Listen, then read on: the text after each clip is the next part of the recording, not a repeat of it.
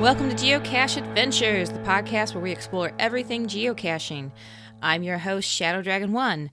I love geocaching. If you're listening to this, you probably love it too. If you enjoy the podcast, consider sharing it with somebody that you think would love it.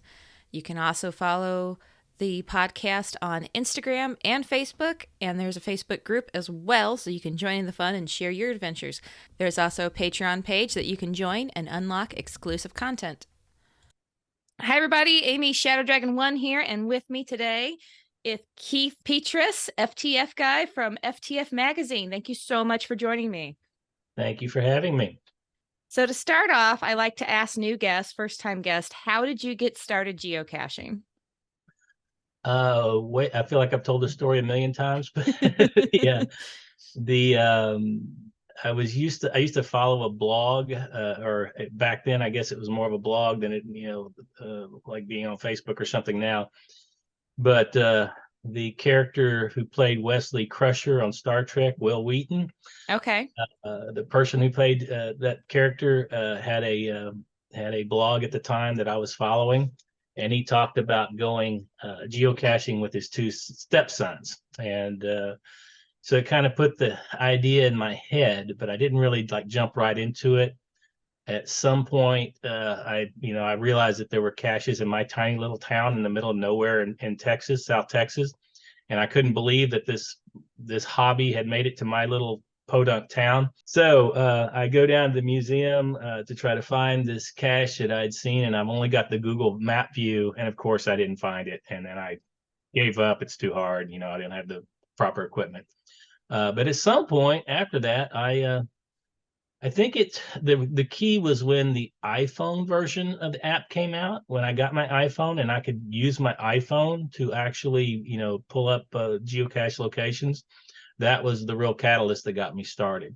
And then of course I cleaned out all the caches around my local area, and actually not very long after that, I started looking for online resources to kind of, look to see what this hobby was all about. And I thought, well, I'll just subscribe to the magazine, whatever magazine they have. And of course, there wasn't one. And that's what made me start this magazine, just as a kind of a way to, well, it's something I can do that I enjoy, and I can tie in my work skills with that, create this magazine, and hopefully it'll fly. And it did. So for anybody who's not familiar with FTF Magazine, can you tell us a little bit about what it is? It's a magazine. I've kept this tagline sort of throughout the whole process. It's a magazine about geocachers by geocachers. Your words. It's all reader submissions.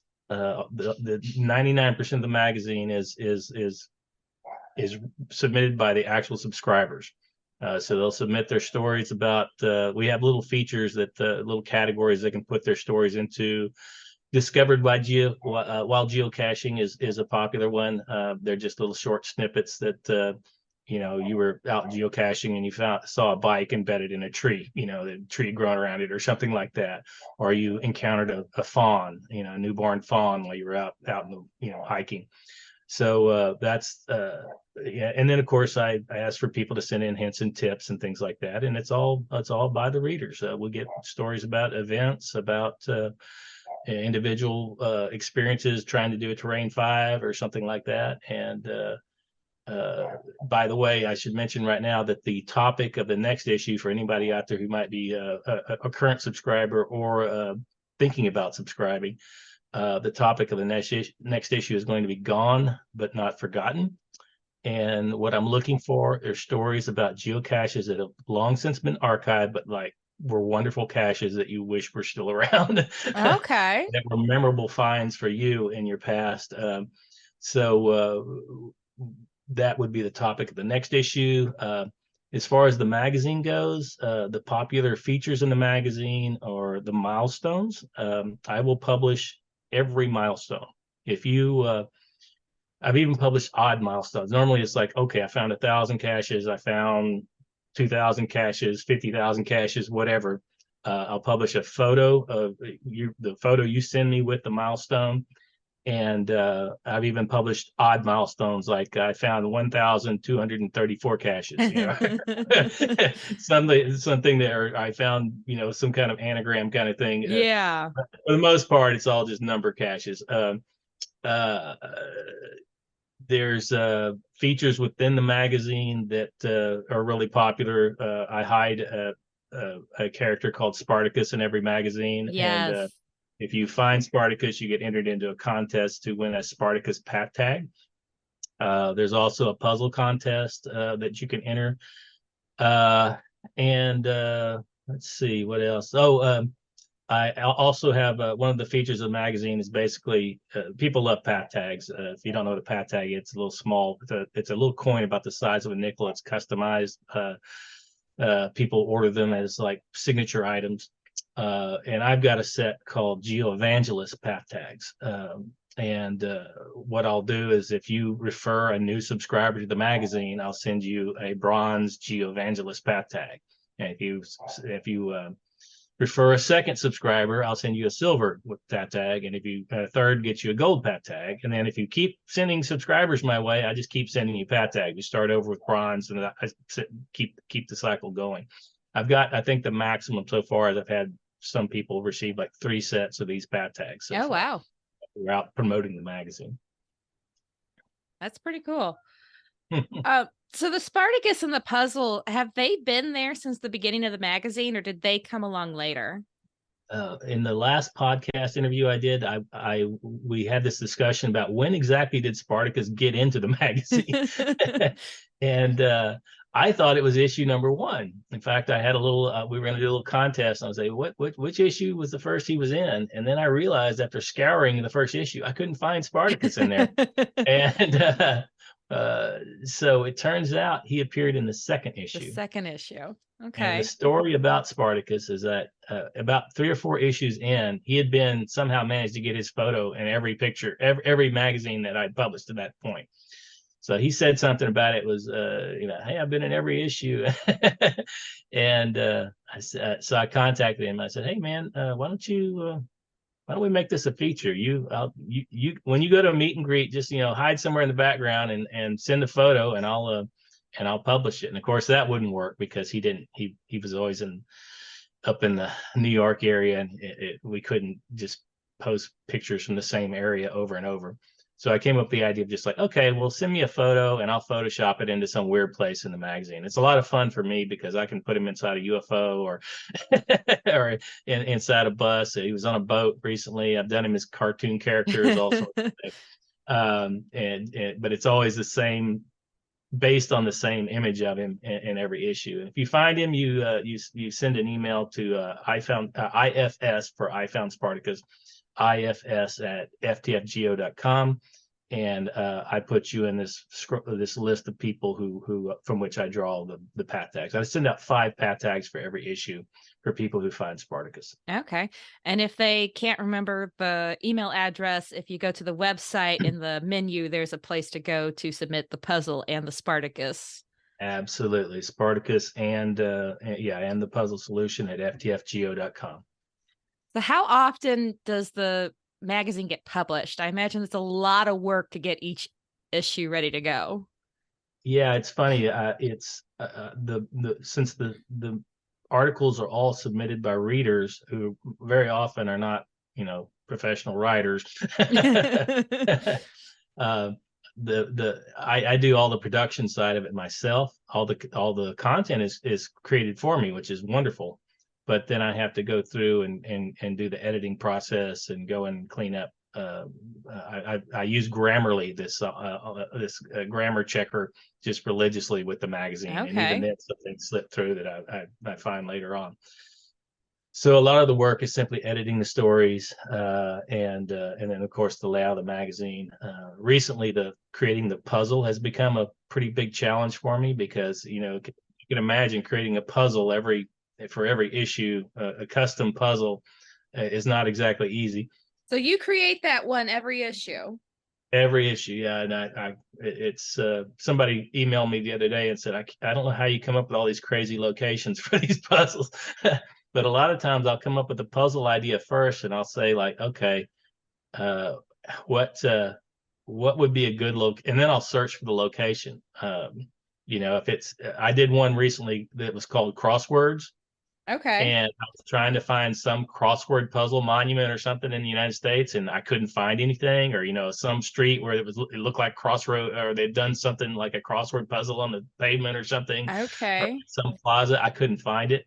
So finally, I found this memorial, World War I memorial called the Peace Cross.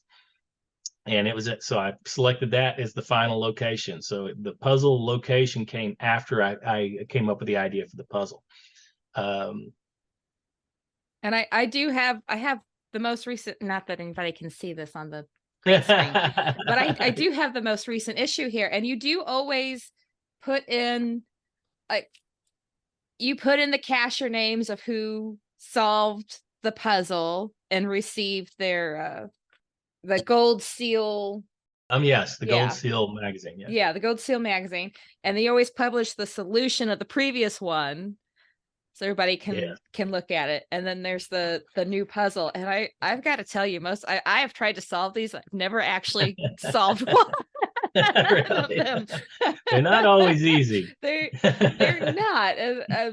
They're a lot of fun though to try. It's always interesting because it's never the same thing. It's never the same kind of puzzle. You make it so unique every time that, oh yeah, we did something similar last time. No, it's so unique each time. It's the one thing that's probably consistent about the puzzles is or more consistent is I usually try to make the format of the coordinate system the same. So it's the standard geocaching.com format of degrees, minutes, seconds, 2 numbers, 3 numbers, 2 numbers, dot 3 numbers. So usually the components of the puzzle, each one relates to a specific number. So that's the one thing that's probably most consistent about it. Occasionally I'll do a puzzle that's kind of unusual. I did one way back when I first started doing the puzzles that where you had to hold the magazine almost flat to look. I'd done these marks on the page that looked like tire marks, skid marks. Wow. And you had to hold the magazine at an angle to where it flattened out the skid marks, and you could actually see the numbers. So I'd taken numbers and just stretched them incredibly so you couldn't tell what they were unless you looked at them at a really extreme angle. So that was something I thought was kind of interesting. And a lot of these puzzle ideas I get from other people who have created caches of some sort or another, and a lot of them I'm just real interested in I don't know. I'm not sure how I do it. But I have fun with it. But it is a lot of work also. And sometimes I screw up the puzzle. So that which really hurts me. Then I have to send out an email and say, okay, guys, when in this chessboard puzzle, I got the number wrong on number 6. It's not queen to E5, it's queen, whatever. So when I do that, I have to send out a little clarifications, and usually the readers will catch it. They'll say, well, this doesn't look right to me. I currently have a puzzle. Well, I won't get into the current puzzle. Yeah, don't want to spoil that. But and you asked a while ago, and I kind of rambled on about other stuff, but you asked how often the magazine came out. It's published bi-monthly, which is not twice a month. It's once every 2 months. Every 2 months, yeah. And even that kind of varies because since I'm doing all the production myself, I tend to get behind 1 month. I might get a little bit ahead the next month. Actually, it's always behind. I am always getting behind. So I used to produce exactly 6 issues every year. And then I got behind at one point and I was having a hard time catching up. So finally I just said, I'm not going to link this to years. I'm just going to say this issue's coming out, and just keep working on it. And doesn't matter that it's linked. I actually took the dates off the magazine and just started using volume and issue numbers. So because that people would get mad because, I got the January, February issue and it's already March. Well, it's looking at the magazine. It's obvious a lot of work goes into this. It's very professional looking. You've got, one of the things I love about the articles is you have the articles and then you'll have like little pictures embedded within the articles and you'll pull little quote squares out in it. I I can only imagine how much time you have to spend to do just the layout, let alone the proofreading and the grammar check that you were talking about before. Like there's a lot in here. Yeah, and I'm always trying to improve the magazine, and when I improve the magazine, it's usually in a way that causes me to have to do more work, which gets in the way of the production schedule, as I was talking about before. Like that puzzle is a big time eater for me, trying to create that puzzle for every issue. Um, uh, you know, hiding Spartacus somewhere in the magazine is pretty easy because I'm real good with Photoshop, so I can usually get him in there pretty quickly. And there's so many things in the magazine that I just do at the last minute. Like I never know what the cover is going to be until the last minute. That's like one of the last Okay. things I do. I go through and I look at all the photos I have. Is there anything a reader sent me that I can use? If sometimes I'll surprise a reader, their photo will end up on the cover, and Okay. I like doing that. But I don't always get photos that are appropriate for that. So then I'll start looking at my own photos. I think maybe the issue prior to the one you held up a while ago, maybe that issue was a picture of me on a geocache. Yeah, that's my If I shadow. hold it just right, you can see it through the green screen. Exactly. That's my shadow. And Yeah. this is the magazine she's holding up is the one where it's got a shadow over these cracks in mud. And it looks like Indiana Jones kind of things. Yeah. That's me on the boardwalk in Port Aransas scouting out a cache location. And that would normally be like a discovered while geocaching thing or something. But I just thought it was a Okay. neat photo, so it ended up on the cover. It is a neat photo, and that one's volume 13, issue 1. Yeah, And that was the it first is one. a neat cover. And so you put this all together, and I imagine you have to send it out someplace to be published. Right. I used to use an online printing service. There's all these different ones you can just send them your PDF to, and they'll print it and ship it to you. But I've been working since I'm a graphic designer. I've been working with a local printer in Corpus Christi, Texas, and one day he says, "Keith, why don't you let me do the magazine?" I said, "Well, I didn't think you could do it cheap enough." He said, "Hey, I have to compete with these online guys too. So let me give you a quote." So I had him give me a quote, and sure enough, he was able to match their price. So I started doing the magazine locally. Nice. And since then, we've had a bunch of price increases. The cost of paper went up during the pandemic, Oh, and yeah. yeah. So, but I'm trying to keep the magazine. I thought about doing a price increase at one point, but I'm trying to keep the magazine at the same pricing. Basically, if you get an online or if you get a subscription, it ends up being $4 an issue. If you look at the cover, it says $5.99. So if you wanted to order a single issue, you'd pay $5.99. If you get the subscription, you're only paying $4 per issue. It's a $24 a year subscription for 6 issues. So rather than increase the price of the magazine, I decided to let the readers themselves decide at what level they wanted to support. So I created this level where there's just bonus swag that comes with your subscription that they could pay a little bit more for and bring in a little more income for the magazine. And then there's a patron level as well. And with that level, you pay $99 and you get bagged. People were always complaining, or people still complain about the fact that the magazine comes loose, basically, like a regular periodical, Mm-hmm. and that the postal service destroys it. So usually when that happens, I replace the magazine or something. They can email me and I'll say I'll send you a new one, and so that's how I've been dealing with it.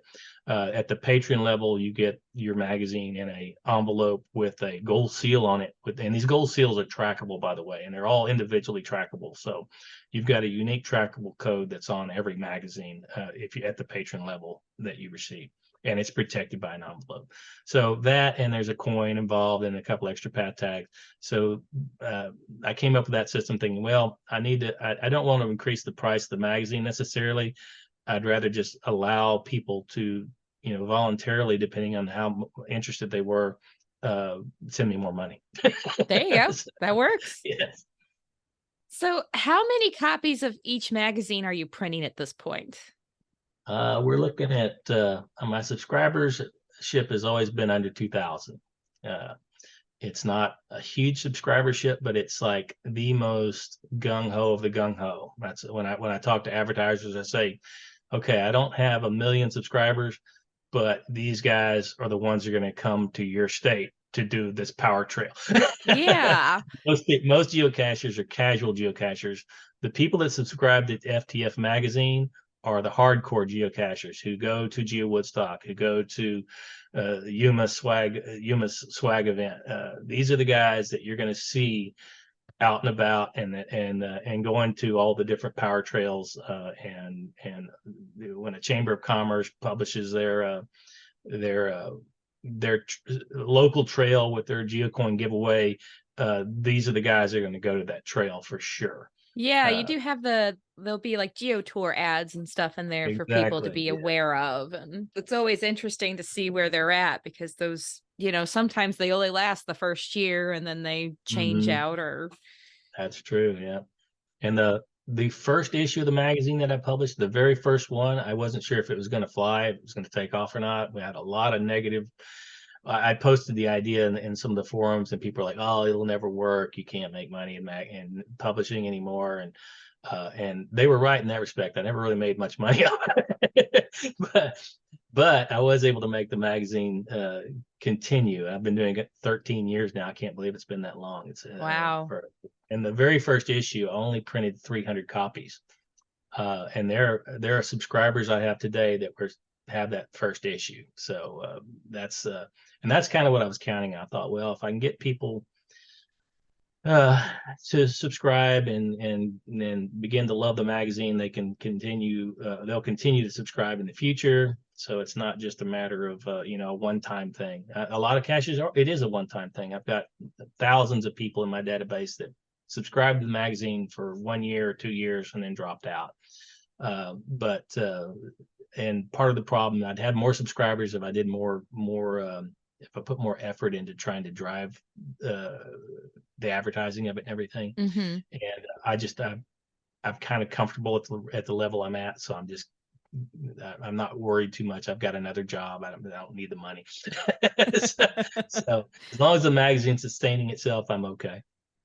It's a passion project. Exactly. That's Yeah. exactly right. So, what is your favorite part of the FTF magazine? Uh, it's sort of like my favorite part of geocaching. I like the creation. I like the creativity of creating something. I like putting a page together and looking at it and going, wow, that looks good. you know, I like finding a particularly interesting one of the things I enjoy about the magazine. People said they like the milestones. Mhm. Um, the milestones themselves aren't the big thing to me, but I love finding a photo of a family with the family all happy and blowing it up real big on the page and finding that photo that and making it sort of like a feature of the magazine. And every milestone section you'll see there's some photo that I've enlarged and put a little call out of their milestone because they sent me a beautiful photo. The current issue has a picture of a man standing at this look like at a lake by himself with nothing all around the lake. It's real pretty scenic location. I've had people uh, so that creativity of creating these interesting visuals in the magazine is what I enjoy a lot. I enjoy doing the puzzle, even though it's a lot of work. It's fun to do that. And I wish I had more people sending in. I say this every time I talk to someone on a podcast.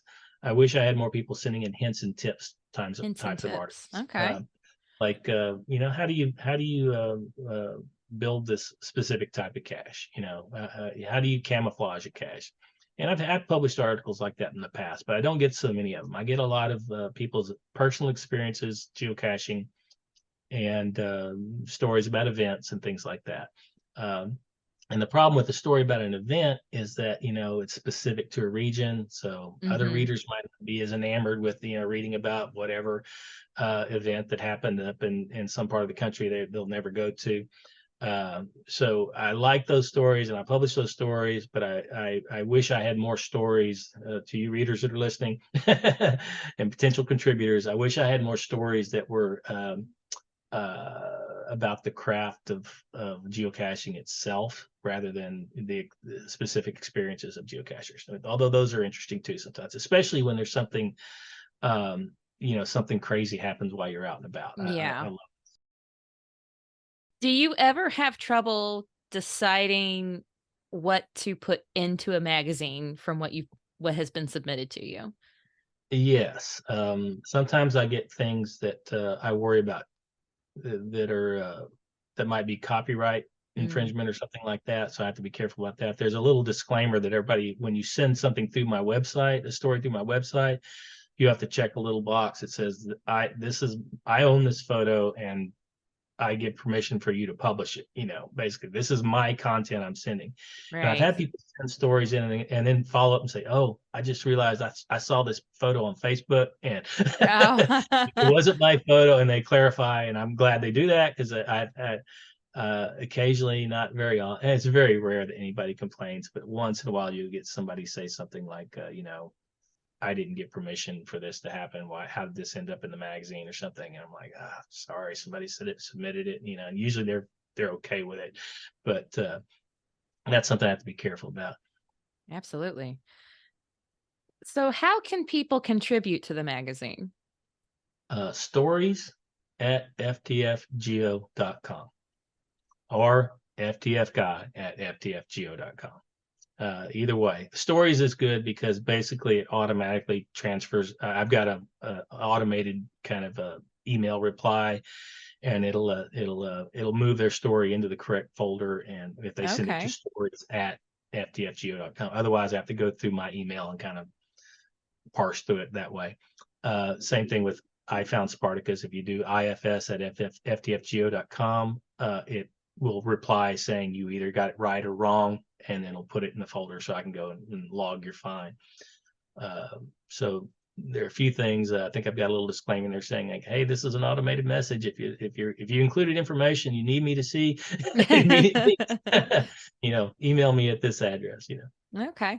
And if we go to ftfgeo.com, there's drop down links in the menus for all the different submissions that we can do to get it to the right place. Exactly. It's mainly just stories, Spartacus finds, and puzzle solving at this point, I think is what's in there. Okay. And there's an online store too that doesn't get visited as much as I would like. I've got a bunch of path tags. Yeah, I've got a bunch of path tags and things in there. I've got a new product in there called the Spartacus Merit Badge. If you found Spartacus a bunch of times, but you never received the path tag, there's now a Spartacus Merit Badge in there. It's a little patch that you can, sew onto your hat or something. Oh, cool. And so that's something that's brand new. And I've got some, a bunch of my, I called them geo nemesis path tags. And these are all the things you encounter while you're geocaching, whether it's the popo or there's one called the manager that was based on Rainn Wilson from The Office. And the manager comes out and asks you what you're doing in their bushes, Yeah.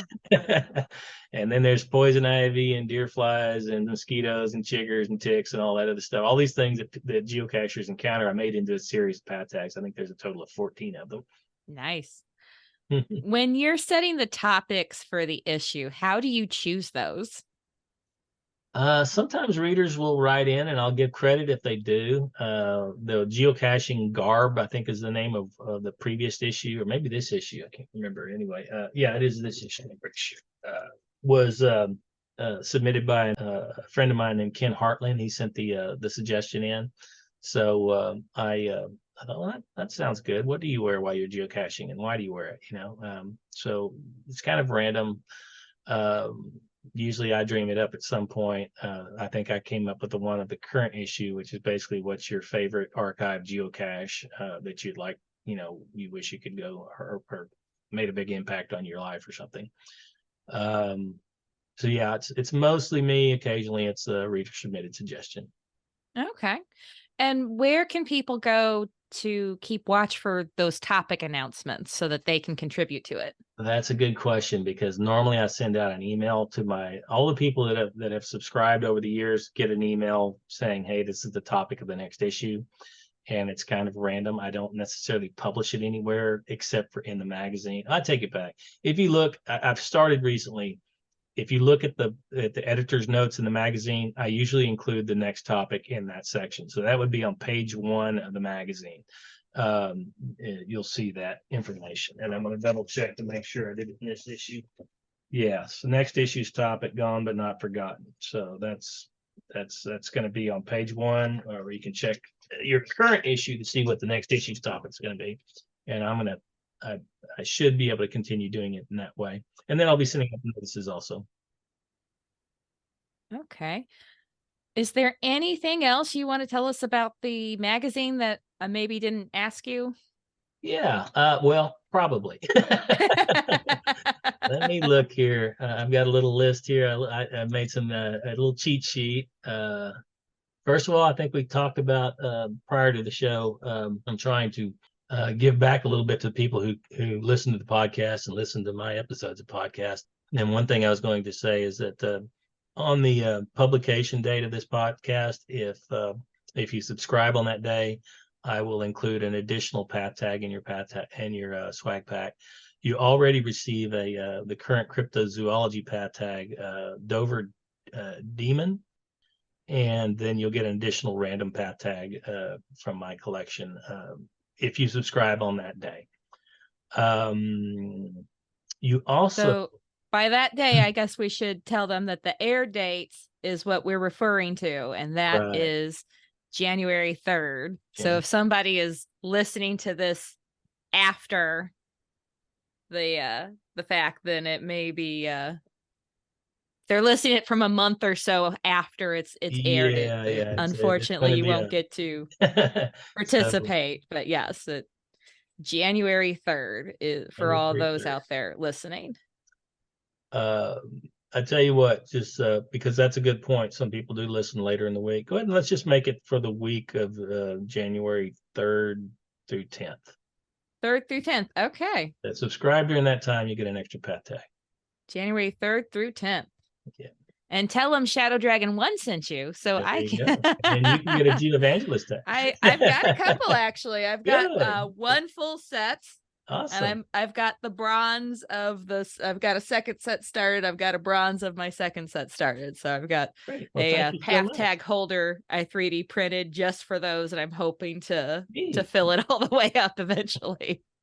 Well, thank you for that. I appreciate that. That's a big help when people evangelize. I mean, it's a great magazine. I really enjoy it. My favorite part is I like looking at the milestones because I'll see names of people I've met on there, which is always neat. But I love the little all the little sidebars, the geo snippets and the tips and the discovered while geocaching. There's just some really comical stuff in those. It's always fun to see those. Those are my favorite parts. I mean, the articles are really, really interesting too, but those are my absolute favorite. And the little cartoons and stuff in there, the little quick bites, I like to think of them as. Those are definitely, I like this. One of my challenges is trying to sprinkle enough of those onto a page to make every page interesting, whether you're reading the article or not. Yeah, they're fun. Well, you don't always have time to sit down and read the full article, depending on what is happening, or you're trying to read the full article and then you have pets that need addressed or kids or whatever. And so, it's nice to be able to just open it up and, I've only got a couple minutes, but I can open it up and check out some interesting snippets real quick if I only have a few minutes to get to look at it. So absolutely. And that's the nice thing about a magazine format. You can lay it on the table and you can pick it up anytime you want. Yeah. It's not going to go away. You don't have to bookmark it.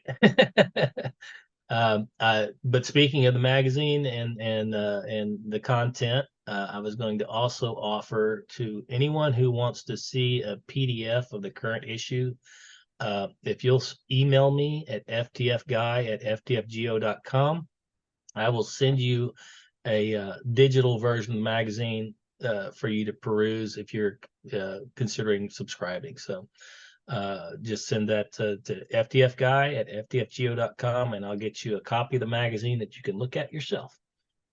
Also wanted to mention that I am offering, if you're a host of a geocaching event and you'd like to have a door prize, email me at that same address, and I will send you a door prize to give away at your event. It's usually a magazine or possibly a 1-year subscription. Kind of depends on what I'm in the mood for at the time. but that's one way I try to get the word out about the magazine. If you're having an event and you've got 50 people showing up, if I can send you a door prize giveaway, that's a win-win situation for everybody. Absolutely. That's, if anybody's with a geocaching association listening out there, and I know a lot of them try to have yearly or bi-yearly events for their members, and that might be a great thing to offer as a prize. Absolutely. We've already explained the geoevangelism thing, where you can get a tag for referring other subscribers, new first-time subscribers. So I think that's everything I've got that I wanted to add to promote the magazine. Okay. If people look at this, they'll see sometimes some familiar faces in here, not just people they may have met geocaching, but the geocaching vlogger has been in here. The current issue actually shows Hailmeister celebrating a milestone. So there's different well-known geocachers who also contribute and show up in the magazine too. So if they're big fans of those people, that's something to look for when you're going through theirs, if you see something absolutely from them.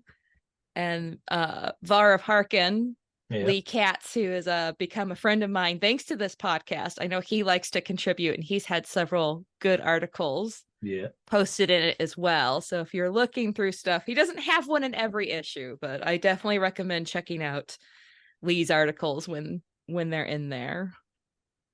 Thank you so much for joining me today and taking the time out of your busy day to do this and telling us all about the magazine. I really do appreciate you doing this with me. Thank you, Amy. I appreciate being on. It's I always like talking about myself. You've been listening to Geocache Adventures with me, Shadow Dragon 1. If you'd like to get in touch, you can reach out to me on Facebook, Instagram, or go to geocacheadventures.org, and you can find the information on the contact page. Theme music is by The Travel Bugs. Thanks for listening, and I hope you enjoyed this episode. Have you heard of FTF Magazine? It's the magazine for geocachers. It is full of articles and pictures, all submitted by geocachers just like you. I'm a subscriber myself, and I love it. My favorite part is the little snippets on the edges of the articles on all the different pages. Those are my favorites. Just go to ftfgeo.com to check them out and tell them Shadow Dragon 1 sent you.